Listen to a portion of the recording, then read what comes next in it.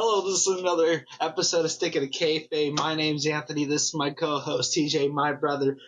Boy, do we have a fun one today. WWE has a Rock problem. I'm going to elaborate a little bit more on this one. The Rock doesn't know how to do a coherent promo anymore. I'm sorry. He just rambles on and on and on and never gets to the point. He spends about 15 minutes just to get to the damn point.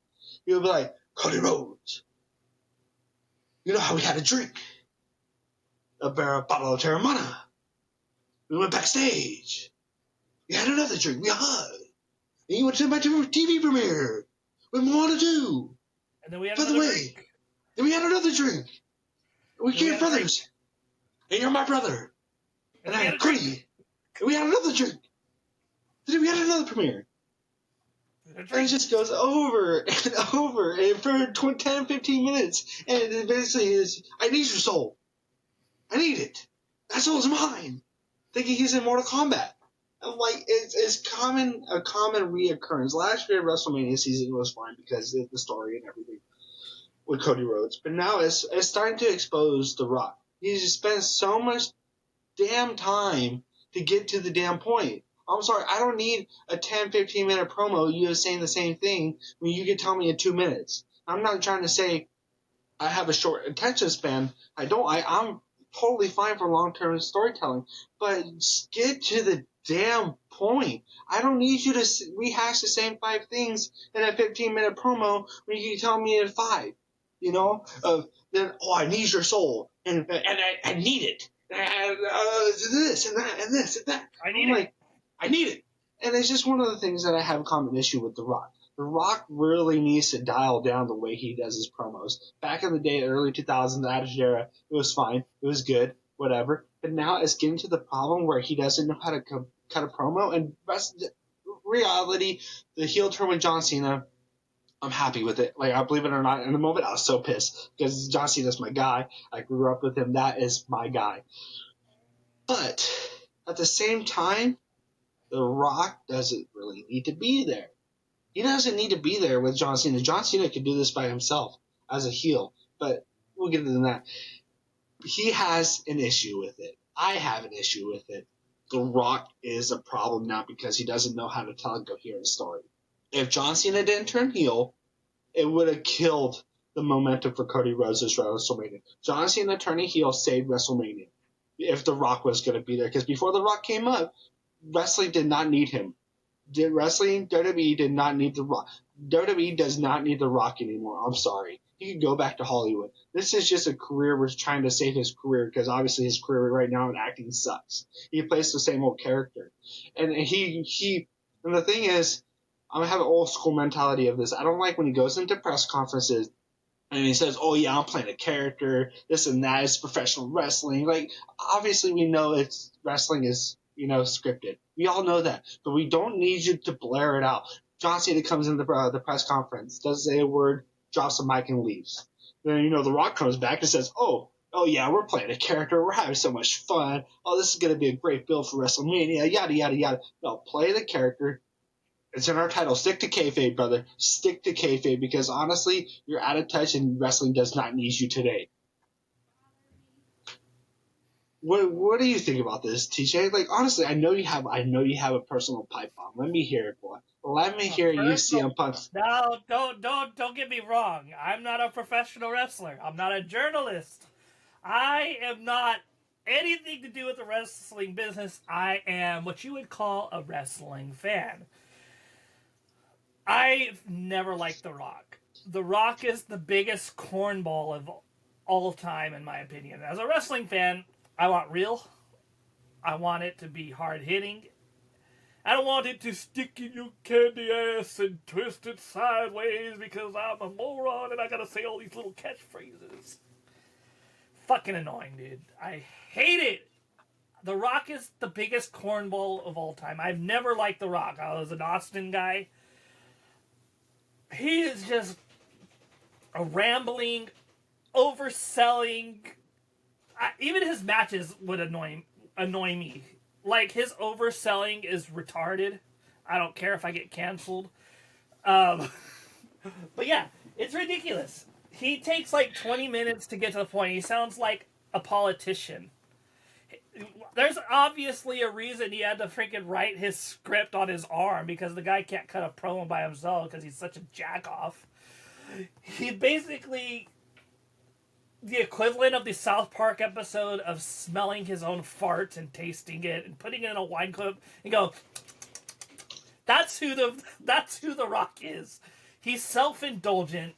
He's garbage. He can't cut a promo. His catchphrases are corny. The only thing real is me.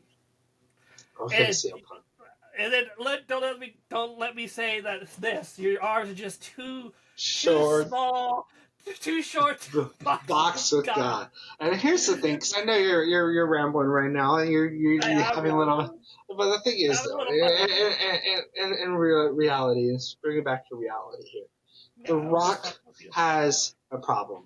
He doesn't know how to cut a coherent promo anymore. He rambles on to the point it's almost become a meme at this point because he just spends so much time saying things that could be in 2 to 3 minutes and cuts it in 20. And now every time he comes out, he does his little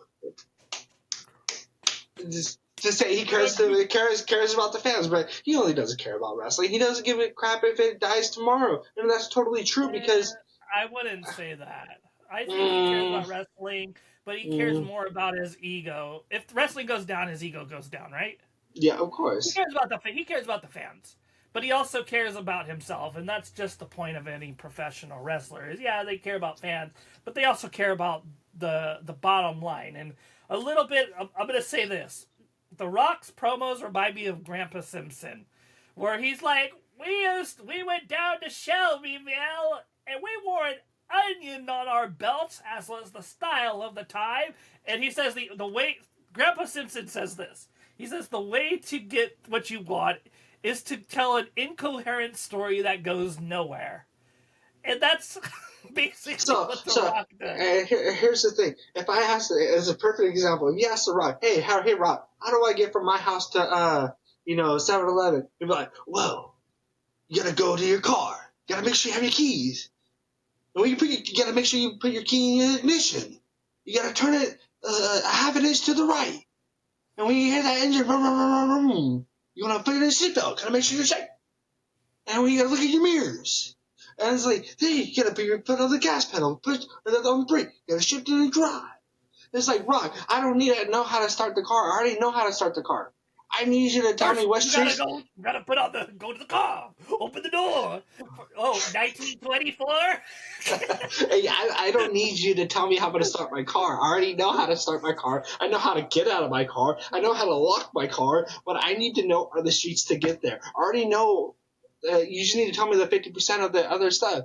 And that's the problem with The Rock. And he's just constantly giving me the stuff, the fluff I don't need. And it's getting to the point where it's getting ridiculous. It's getting really ridiculous. I can't handle this guy on the mic anymore because he's getting to the point where he's giving over it. Even whenever, even at the Netflix the Raw after WrestleMania 40, he says, "Ooh, can I hold that one?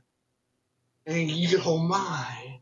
And the fans were cheating. This is awkward because it is awkward. He does it, and the thing is too, the Friday Night SmackDown before, or the week before Elimination Chamber, and he's like, "Oh, I want you to be my brother," and all this stuff. Then we go to the actual Elimination Chamber. He says, "Oh, as I open my arms and I wait for your hug," the fans are cheering, chanting, "What? What?" And when you have fans chanting what instead of them listening, that becomes a problem. Because obviously you're losing the fan. Then John Cena turns heel and saves the whole program. And John Cena did not... Was it Marilyn Manson who took out his ribs, or was it The Rock? I don't know. Who was it? It's a joke. I don't know if you ever knew that there was a rumor that went around that Marilyn Manson took out his ribs so he can fillet himself. Oh, yeah. I don't know about that. You're being a weirdo. But yeah, I don't know.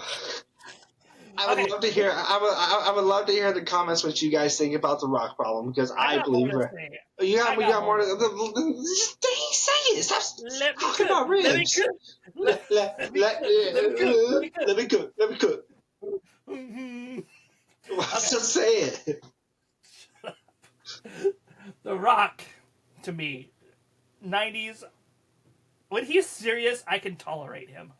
I can tolerate The Rock. I was never a fan. I was more of a Stone Cold, but I didn't really grow up in the Attitude Era. I grew up in the Attitude Era. I wasn't allowed to watch wrestling in the Attitude Era. So I may be a little biased on this, but when The Rock came back in 2011, I was kind of excited, but I was like, I don't know who that is, really. He makes crappy movies, for one. He inserts himself in places he doesn't need to be. It's like putting, like, say you have a movie, and you just insert a character that has no place. Obi-Wan Kenobi is a great example of this. Did we really need, what was it, the second sister, the first sister, the third The Inquisitor, sister? yeah. The Inquisitor. Did we really need the subplot? No. Do we need The Rock? No. Does it add anything to the storyline? No. It actually takes away from the storyline, which is Cody Rhodes and John Cena.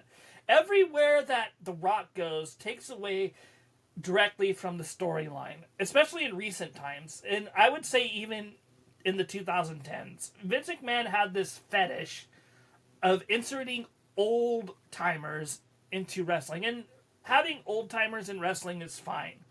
But when that's all you rely on, it's the law of diminishing returns, because you can only get so much out of these wrestlers unless they're there on a weekly basis. The Rock and John Cena, they're there, they're gone. They're there, they're gone. And it's a really real problem, because you have all these wrestlers that are working hard, and then you gotta move aside everybody just to accommodate someone's ego.